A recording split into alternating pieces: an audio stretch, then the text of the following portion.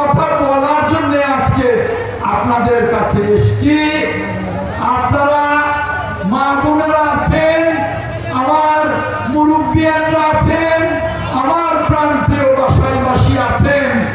আমি আপনাদেরকে বলবো, আপনারা যদি শান্ত থাকেন তাহলে আমি অল্প সময়ের মধ্যে, আপনারা দেখেছেন কোনো বক্তা বক্তব্য রাখে নাই, সরাসরি আমি নিজে দাঁড়িয়েছি, কারণ আপনারা দীর্ঘ সময় আমার জন্য অপেক্ষা করছেন।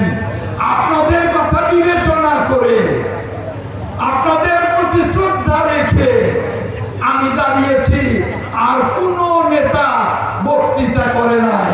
তাই আপনাদের কাছে অনুরোধ করব, মঞ্চে আমার নেতাদের কাছে অনুরোধ করব, আপনারা শান্ত হয়ে বসুন।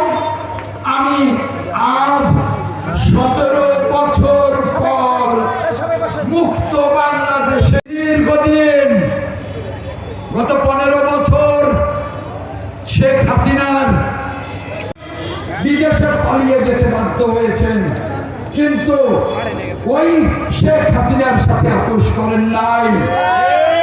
আজ সাংবাদিক বন্ধুদেরকেও বলতে চাই, দেশ গঠনে সাংবাদিক সম্পাদক তরুণ এবং বিএনপির সাধারণ সম্পাদক আবুল কালাম আজাদ এবং ঢাকা বিএনপির সাধারণ সম্পাদক নুরুল মাহমুদ খান নবুল নেতৃত্বে আমাদের মাঝে এসে উপস্থিত হয়েছেন।